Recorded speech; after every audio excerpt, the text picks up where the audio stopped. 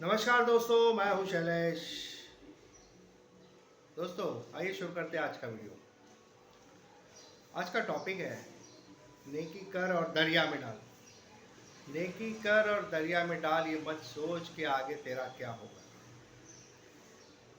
दोस्तों, इंसान का ऐसा आदत होता है कि कोई भी पुण्य करता है तो फल की इच्छा से करता है, और इसमें कुछ गलत भी नहीं है। लेकिन कभी कभी निस्वार्थ भी करना चाहिए, क्योंकि हर कर्म का फल तो मिलता ही है, चाहे आप चाहो चाहे ना चाहो। तो नेकी करो और दरिया में डालो, यानी कि अच्छा काम करो और भूल जाओ। परमात्मा के लिए करो अच्छा काम, अपने स्वार्थ के लिए मत करो। निस्वार्थ किसी की भी सेवा कर लो।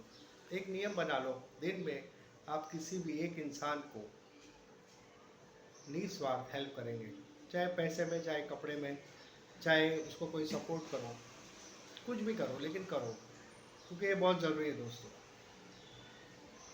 इससे आपका ही फायदा होगा, आपकी आत्मा का विकास होगा। जैसे जैसे आप दूसरों की मदद करने जाओगे, आपकी बुद्धि भी बढ़ेगी, आपकी आत्मा की शक्ति भी बढ़ेगी, विल पावर भी बढ़ेगा। कैसा देखो, कानून है, जितना आप दोगे उतना मिलेगा। अगर आप दोगे नहीं तो कहाँ से मिलेगा।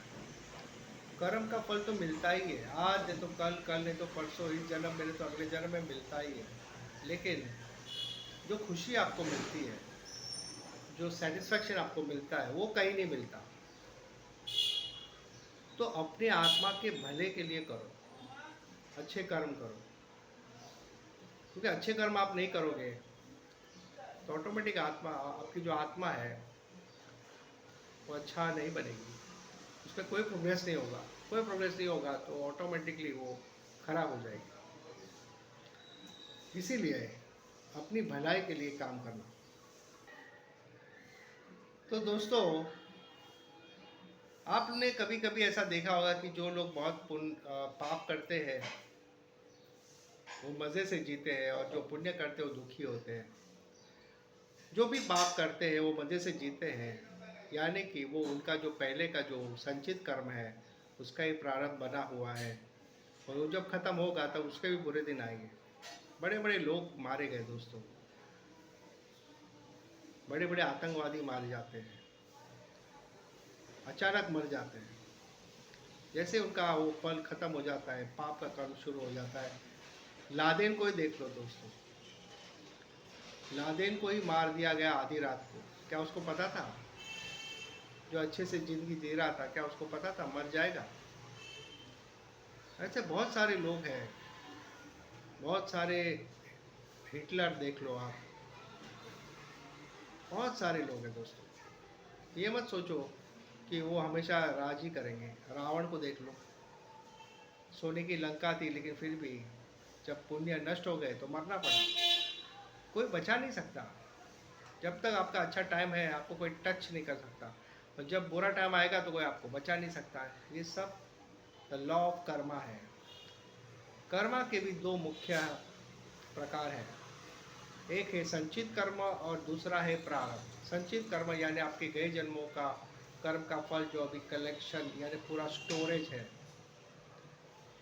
प्रारब्ध उससे ही बनता है, ये उसका उसमें से ही निकला हुआ है, यानी वो प्रारब्ध बन जाता है। तो जो होना है वो होकर ही रहता है, उसमें आप कुछ भी चेंज नहीं कर सकते।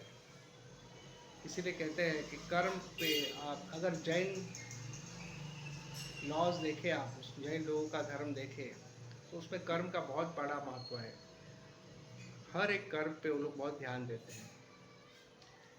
तो इसके लिए आपको करना क्या है?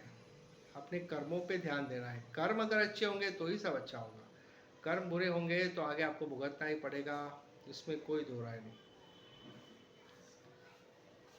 दोस्तों, बहुत सारे एग्जाम्पल्स हैं, लेकिन इन शॉर्ट ये समझ लो कि हर कर्म अपना फल लेकर ही आता है, क्योंकि जब तक वो अपना फल नहीं देगा वो शांति से नहीं बैठेगा। आपके अंदर कभी कभी न चाहते हुए भी पाप करने की भावना क्यों जागती है?